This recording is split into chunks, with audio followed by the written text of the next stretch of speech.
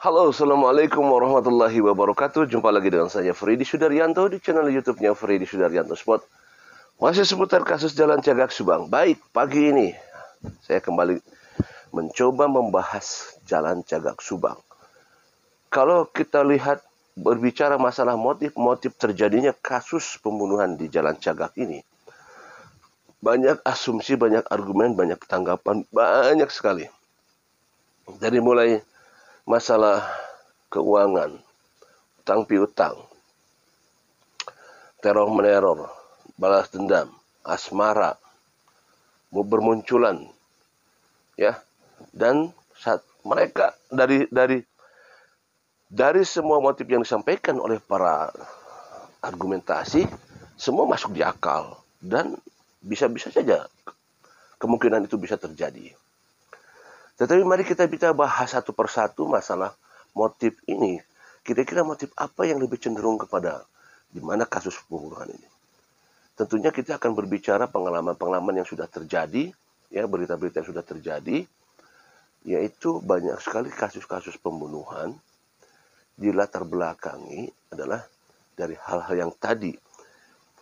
Kalau misalnya kita runtuh daripada nilai ranking mulai 1, 2, 3 dan dari bawah, ya, itu mana sih yang lebih dominan terhadap kasus pembunuhan? Kita bicara masalah utang piutang. Katakanlah kalau dari kedua almarhum ini ada utang piutang. Kalau ada utang piutang, itu bisa terjadi. Tapi berapa persen sih kecenderungan untuk ke arah pembunuhan? Karena kalau utang piutang, kalau misalkan dihabisi orangnya, lantas bagaimana nanti dia mengambil uangnya, kan gitu ya? Kan? Kalau misalkan utang piutang, ya, kalau dihabisi orangnya, nanti bagaimana cara ngambil uangnya? Dia juga akan berpikir ke arah sana. Kalau tujuannya untuk mengambil uang, kan? Tujuannya untuk mengambil uang. Mungkin ini rankingnya bisa ranking kelima, ya, untuk masalah utang piutang. Mungkin, ya, sekali lagi mungkin. Kemudian masalah balas dendam, misalkan, ya, balas dendam atau sakit hati. Balas dendam, sakit hati, itu pun bisa ke arah pembunuhan. Tetapi masuk ke ranking berapa? Kenapa? Karena marah, sakit hati, itu ada peredam. Ada peredam pada saat dia memuncak kemarahannya, itu adanya sakit hati, atau iri hati, atau dendam. Itu bisa ke arah sana. Tetapi tingkatnya untuk bisa melakukan ke arah pembunuhan, dia akan berpikir juga nantinya. Apakah karena sakit hati harus melakukan itu? Apa dampaknya nanti? Ya, ada pemikiran dulu itu seperti itu. Ada pemikiran. Sehingga dia berpikir nanti kalau misalnya ketangkap, dia akan di penjara dan lain sebagainya, atau dihukum mati dan sebagainya, ya. Sehingga kalau misalkan di motif dendam sakit hati mungkin naik dia levelnya, mungkin dari tadi 4 sekarang naik ke 3, katakanlah sedemikian.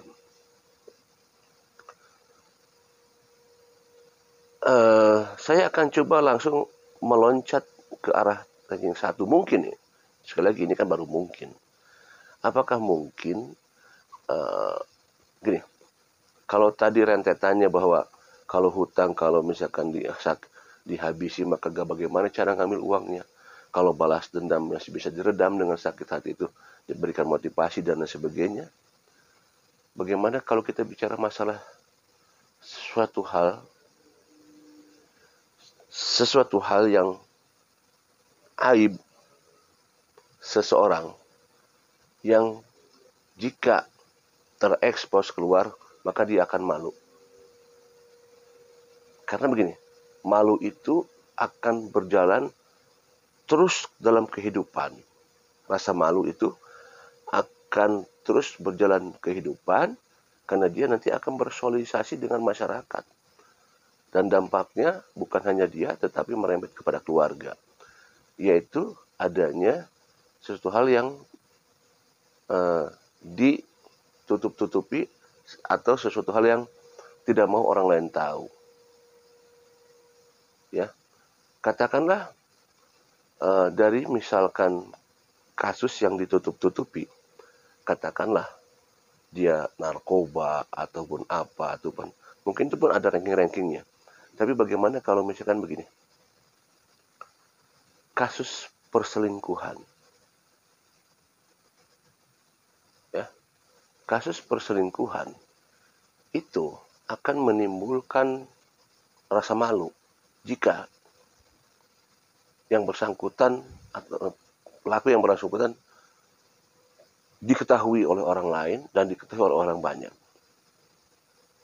Itu dia akan memunculkan rasa malu yang sangat tinggi. Jalan satu-satunya tidak ada lain adalah apa itu? Ya, orang yang bakal membuka aibnya, maka itu harus dihabisi. Ya, jalan satu-satunya maka harus dihabisi. Karena dialah satu-satunya orang yang akan membuka atau membongkar perselingkuhannya. Kalau misalkan masalah kasus-kasus yang lain, ya narkoba atau apa saja, mungkin itu bisa jadi bisa ada peredaman. Tetapi kalau masalah perselingkuhan, ya, apalagi kalau perselingkuhannya adalah di orang terdekat atau intern, maka ini akan menjadikan malu yang sangat luar biasa. Maka salah satunya harus cegah adalah sumber daripada orang yang mengetahuinya. Contoh misalkan begini. Maka kenapa saya bicara begini? Saya akan coba, apa mungkinkah Teh Amel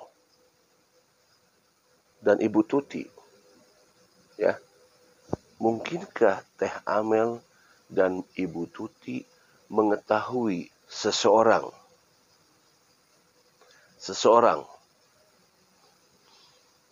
atau yang diduga sebagai dugaan kepada pelaku, dia berselingkuh. Mungkinkah, sekali lagi pertanyaannya, Teh Amel melihat perselingkuhan seseorang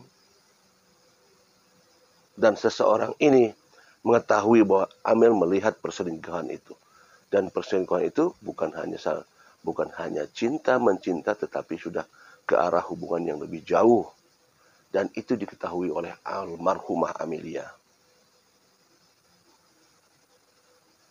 Sehingga almarhumah Amelia berbicara dengan ibunya, Ibu Tuti, bahwa yang bersangkutan selingkuh. Apakah mungkin ini terjadi sehingga orang yang diduga dan dia berselingkuh tersebut, dia merasa malu jika hal perselingkuhan itu akan menyebar luas? Jalan satu-satunya adalah tentunya meredam dengan cara menghabisi. Kedua almarhumah yang mengetahui perselingkuhan dia, yang diduga mungkin bisa jadi sebagai pelakunya di sini. Sekali lagi tidak ada yang tidak mungkin. Tetapi saya berbicara adalah mungkinkah? Karena dari rentetan yang saya katakan tadi adalah hal-hal dari ranking itu, yang lain bisa diredam, yang lain bisa nih. Tetapi kalau udah masalah perselingkuhan, maka dia akan malu, karena malunya nanti akan berjalan perlahan di dalam kehidupan, sehingga dia susah untuk bergerak. Bersosialisasi di tengah tetangga akan susah. Maka untuk itu adalah segera untuk bisa menghabisinya. Who knows? Tidak ada yang tidak mungkin. Semuanya bisa saja terjadi. Almarhumah Amelia mengetahui perselingkuhannya. Tetapi apa yang membuat kasus ini begitu lama?